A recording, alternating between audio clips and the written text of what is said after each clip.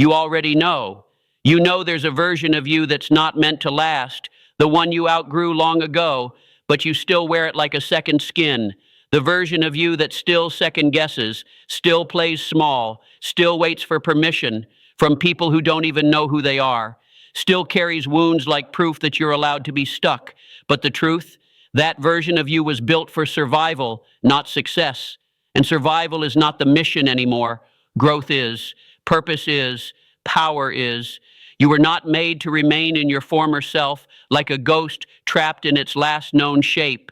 You were made to evolve, not once, but continuously. You were made to rise, not when it's convenient, but when it's required. And now, it's required. You will not transform by inspiration. You will transform by decision. So decide, will you keep living as the echo of who you once were, or will you force yourself to become the one you were born to be? Growth isn't a gentle process. It doesn't knock on your door with flowers and ask if you're ready.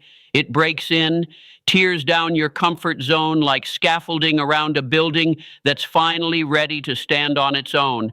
There is no rebirth without discomfort, no elevation without confrontation. You will have to confront the lies you've told yourself. I'm not ready. I don't have enough. It's too late for me.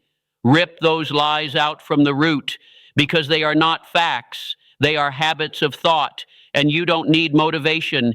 You need to outgrow your excuses, burn them, outwork them, out-evolve them. You need to demand more from yourself than the world ever has, because your greatest competition is your former self whispering, "Stay here, it's safe." But safety isn't growth. Safety is decay in disguise. You think fear is what's holding you back? It's not. It's your attachment to an identity that's expired, an identity that was forged from moments that no longer define you, held together by beliefs you never chose consciously, beliefs passed down by limitation, not vision. You were told to be realistic, to be humble, to be small. But tell me, when has playing small ever ignited greatness? Look at Carnegie. Look at Edison. They didn't whisper their vision to the world. They declared it. They didn't wait to become perfect before they acted. They acted until their flaws became irrelevant. Do you think the person you're meant to become will show up quietly? They will show up like a storm, disciplined, unstoppable, unapologetic. But here's the hard truth. They won't show up unless you do. You have to train your mind like a soldier, not a victim. You must rewire every default setting that tells you to retreat.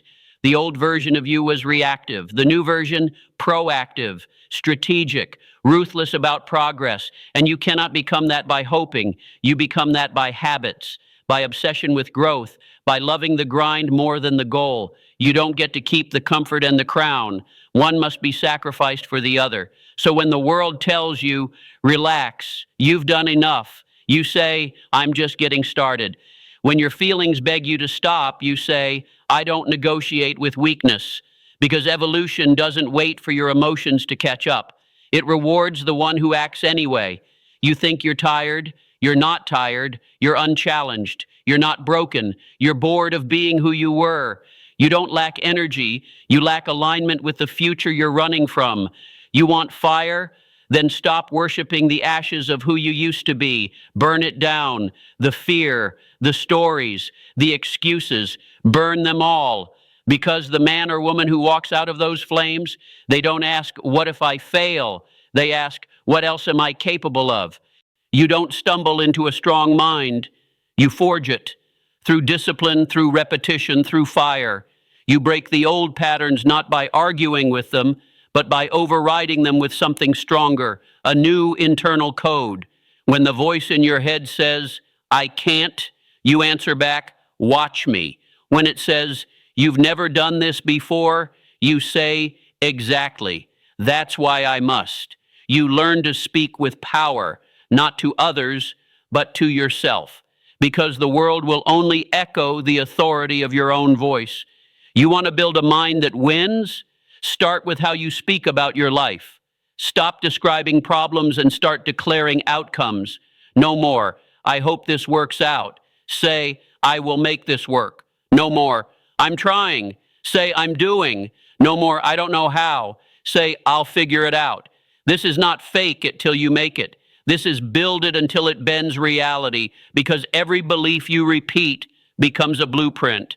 And the mind doesn't know the difference between truth and repetition. It just obeys what you feed it. Most people speak death over their life. They don't even realize it. They reinforce every limitation with casual words. I'm always broke. I can't catch a break.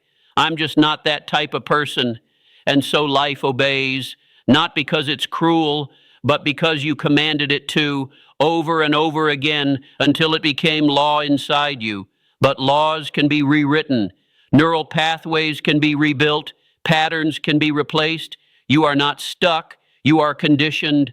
And conditioning can be broken, but only through repetition that is deliberate, intense, and unapologetically bold. Every day, you must feed your mind with what you want it to believe. You must choose your thoughts like you choose the fuel for a rocket, because weak fuel burns fast, but belief, real, unshakable belief, that launches you past every limit. This is where clarity becomes essential. A mind that wins is not scattered. It is focused. It is built on a single vision, burned into memory, reinforced through action, lived as if it already exists. If your mind doesn't know where you're going, your life will wander. But when your mind knows the mission, everything aligns. Your energy, your time, your decisions, they all begin to orbit around the outcome. Winners don't need to be pushed. They are pulled by vision, pulled so strongly, so magnetically, that excuses dissolve, distractions fade. The old identity breaks down because it can't survive in the presence of the new one you're building.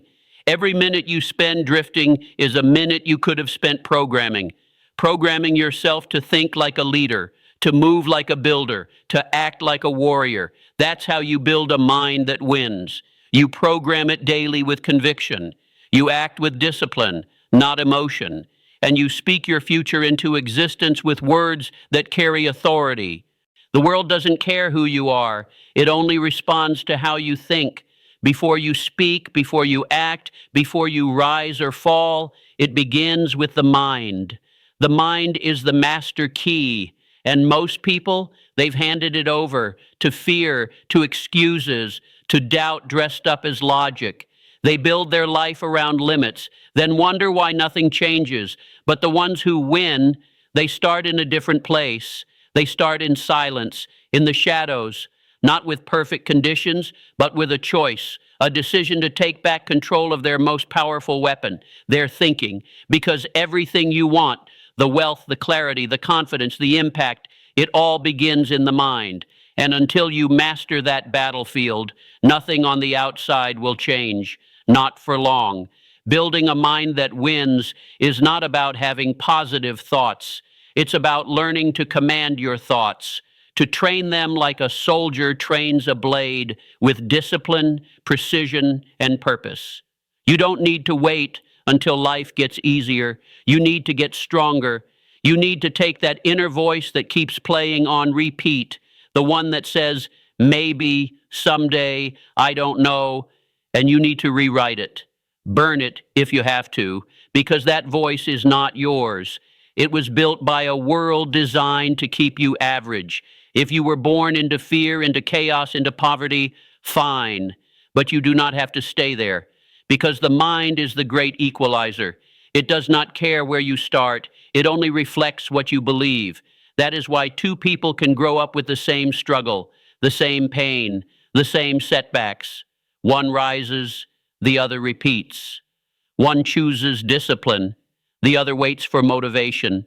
One builds a mind that serves them, the other becomes a prisoner to their own thoughts. Henry Ford said it best. Whether you think you can or you think you can't, you're right.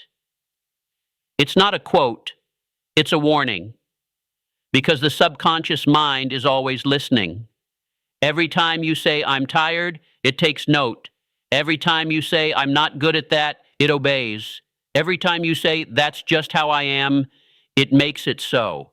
And yet, that same mind, trained and sharpened, can become a force so powerful it bends reality. That's what Carnegie did, what Edison did, what Disney did. They weren't born with genius. They were born with agency, and they chose to use it. They created a mental blueprint that refused to lose. They conditioned themselves to see possibility where others saw risk. They visualized their victory, not once, but daily, obsessively, relentlessly, until the world caught up. You don't wait for a winning mind to appear.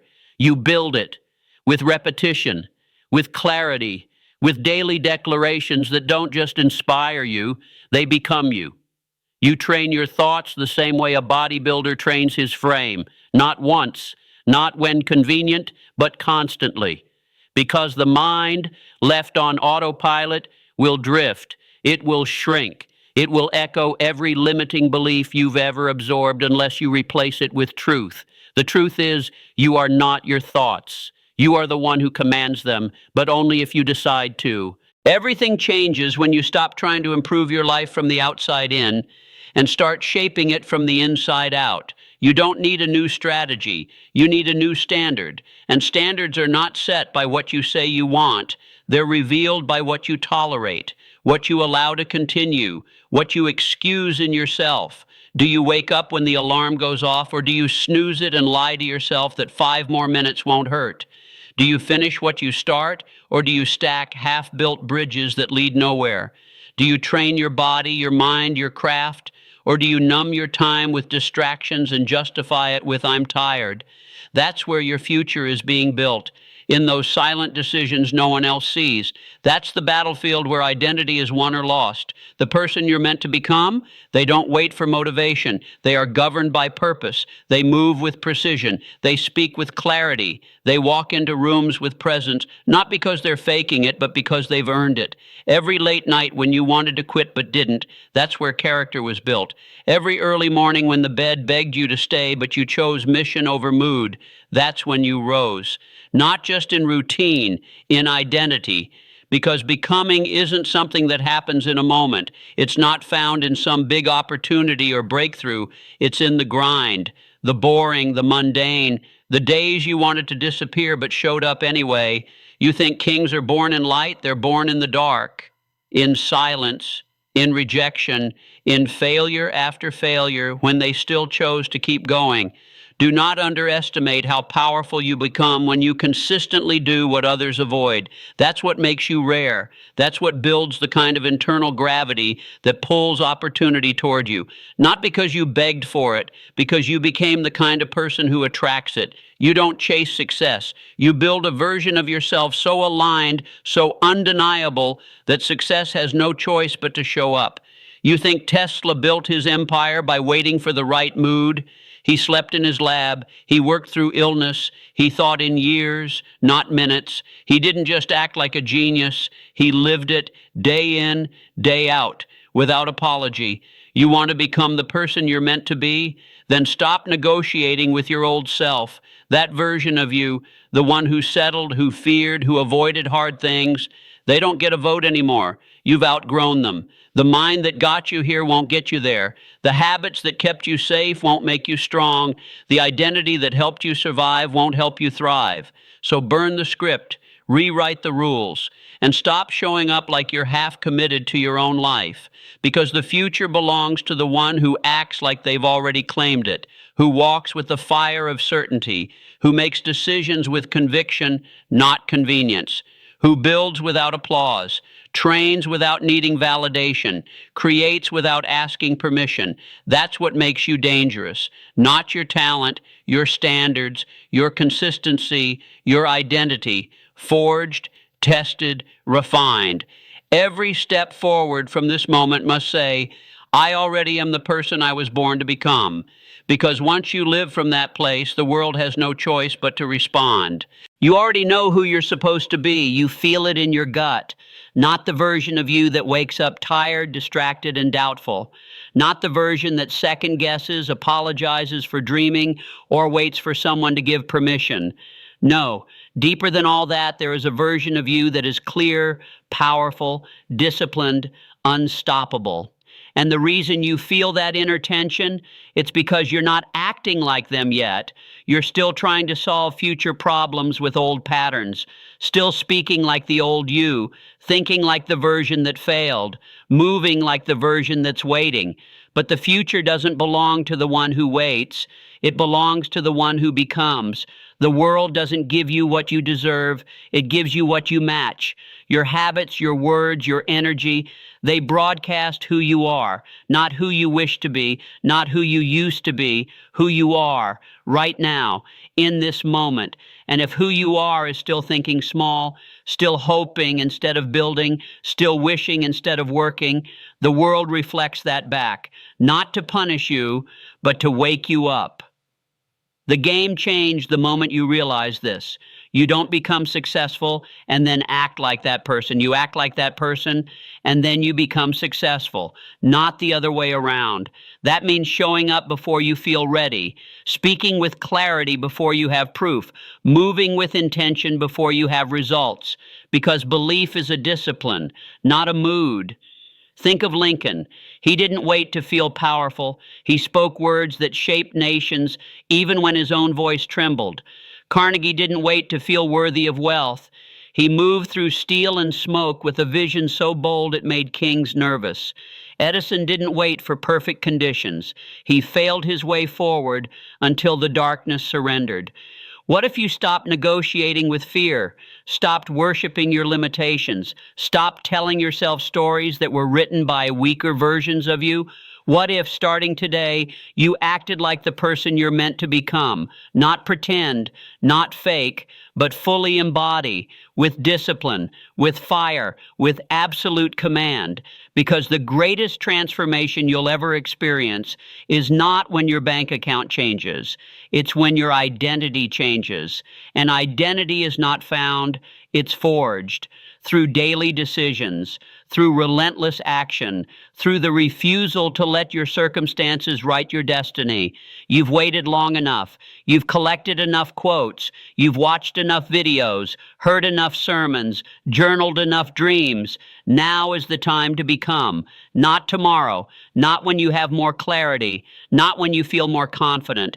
Confidence isn't a prerequisite, it's a byproduct. And it only comes to the one bold enough to act before they feel ready. Every time you take aligned action, you cast a vote for your future self.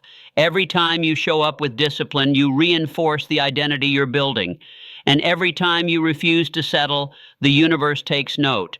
But if you keep acting like the version of you that gave up, if you keep repeating the habits of the version that doubted, if you keep reacting like the version that feared everything, then you stay there. You don't grow into your future, you decay into your past. That's the quiet tragedy of most lives. They had greatness inside them, but they never acted like it. Clarity is the first weapon. You cannot hit a target you cannot see, and yet most people stumble through life with fogged up vision, chasing shadows, following crowds, obeying the script they never wrote. They chase money without a mission. They chase validation without values. And in the end, they lose both. If you want to be part of the 3%, you must become obsessed, not with results, but with direction. Ask yourself, not what do I want today, but what must I build for the next 10 years? What legacy must I carve with my life? Not what job pays the most, but what work awakens me. Because when your vision is clear, decisions become easy. Distractions lose their power. Time becomes a weapon, not a burden. And you move through life with the force of a man or woman on a mission. Henry Ford didn't ask what was possible. He asked what was necessary. Lincoln didn't ask for approval. He asked what was right. Walt Disney was laughed out of multiple studios, fired for lacking imagination, and yet he imagined a world that didn't exist and built it anyway. That's the kind of clarity the 3% live with. Not a clarity based on what's safe, but on what's necessary. Necessary for their purpose, necessary for their calling, necessary for the man or woman they were born to become. But clarity means nothing without action. Ideas are cheap. Everyone has them. Execution is the currency of success. And here's where 97% fail again. They wait for motivation. They wait until they feel ready. They confuse emotion with commitment. They pray for the mood instead of training the muscle. Discipline is not about how you feel. It's about who you decide to be, over and over and over again. When it's boring, when it's hard, when it's lonely, when no one claps, that's the forge where winners are made. Motivation whispers, discipline commands, and that's what separates those who wish from those who win. You think Carnegie felt like getting up? The old version of you fears discomfort. The new version is forged by it. When Thomas Edison failed 1,000 times, he didn't see it as failure. He saw it as education.